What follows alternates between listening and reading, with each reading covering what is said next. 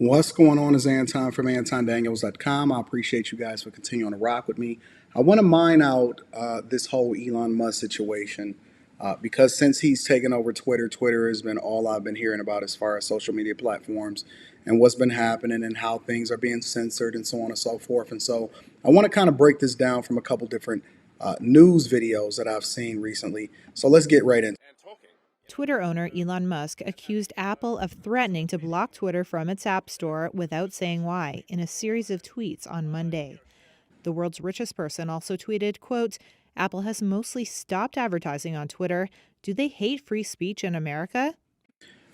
The thing that you have to start asking yourself is, are these companies truly aligned with the principles and the values that we stand for? Now, the one thing that we have to be careful of, and although I am an Elon Musk fan, the one thing that we have to be careful of is assuming that we automatically know where Apple stands on these issues, because these are just things that, like, Apple has the freedom to be able to advertise however it is that they want. This war between the richest man in America or the richest man in the world by standards identified, as we know it. Like, we don't really know who the richest is in the world, but for all intents and purposes, one of the richest people in the world, and then the richest company in the world, is going to get ugly, in my opinion, before it gets better. Musk tagged Apple CEO Tim Cook in another tweet asking, what's going on here? Musk said the iPhone maker was pressuring Twitter, which has reinstated previously banned accounts, over content moderation demands. Such an action would not be unusual, as Apple has routinely enforced its rules that led to the removal of conservative-leaning apps such as Gab and Parler from its App Store. The interesting thing about that whole narrative is that I'm on a live stream last night and I was talking to my girl Q, and Q's like, Anton, Twitter is largely for an extended period of time been one of the darkest places on the internet as far as you being able to see some of the craziest stuff, like, people having sex and all of this other type of stuff. And I'm like, really? Is that? She was like, yeah, like anything has always been able to go. But then we start to focus on hate speech and what is hate speech? I don't even know what hate speech is. Who's the determining factor for what that is? And I know that Apple did remove Parler, and I know that Parler or a couple of other companies or apps are looking to come back online as a result of it. But I don't really even know what that is. And this was one of the problems of having a monopoly. Having a monopoly allows for you and other platform, which is Google, to be able to control what happens in these app stores, because we largely know that people have navigated over into just two main platforms as far as being smartphones. But let's continue. Apple, however, did not immediately respond to requests for comment.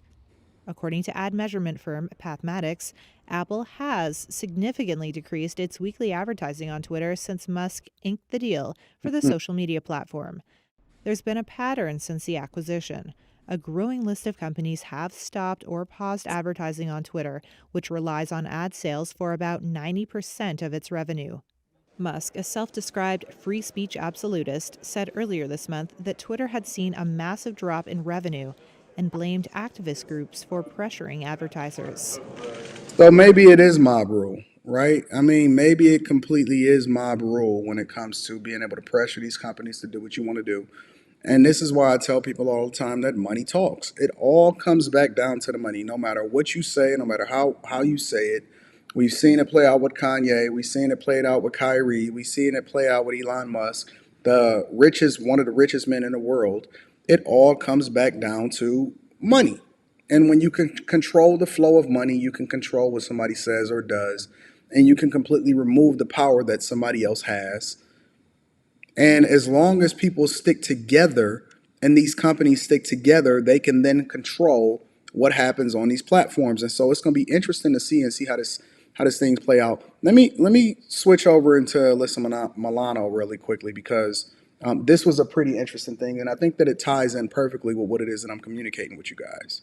Liberal actress and activist Alyssa Milano getting a bit of a history lesson after she thought she pulled one over on new Twitter CEO Elon Musk. Milano tweeted that she traded in her Tesla for a Volkswagen Electric, adding, "I'm not sure how advertisers can buy space on Twitter.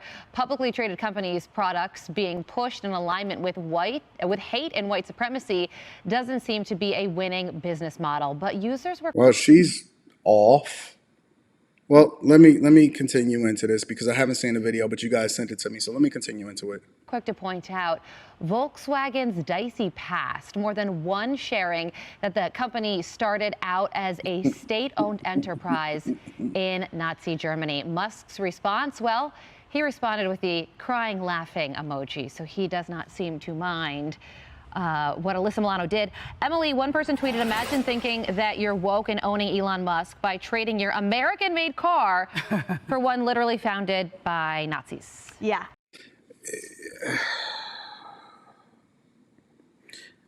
You know, woke entertainers are quite possibly some of the biggest idiots that I've ever seen in my entire life.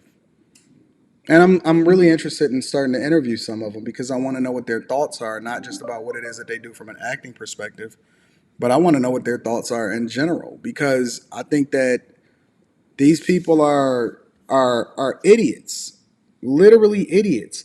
So she would trade out a company that is American made, largely funds, pays American taxes, and then closely aligns with free speech for leaning into more censorship, left-leaning ideologies and principles, and controlling the narrative and trying to put... See, it's all fun and games until they start to come for you.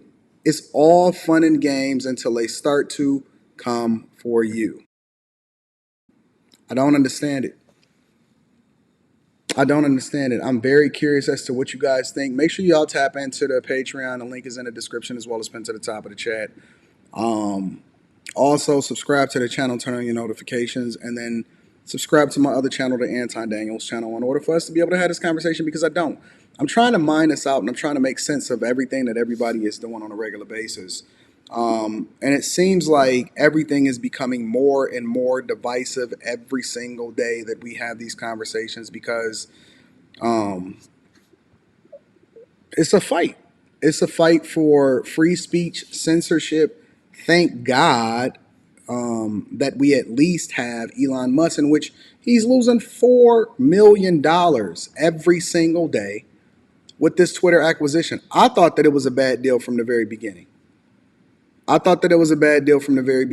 apparently he's losing $4 million every single day. He loses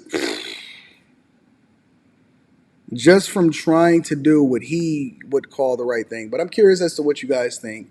Leave a comment. Let me know what your thoughts are. I want to know, how do you feel about this whole acquisition? What are your thoughts, and how would you handle it if you was Elon Musk? Do you think that he should continue to lose money, or you think that he should focus a little bit more on looking at things from a business perspective? Let me know your thoughts because I don't expect for anybody to continue to lose that amount of money in order to share certain values. But then again, at some point, it no longer becomes about money. It becomes about something else. So let me know your thoughts. I'm curious as to what y'all think. Let me know in the comments, and then I'm going to holler at y'all later. Peace.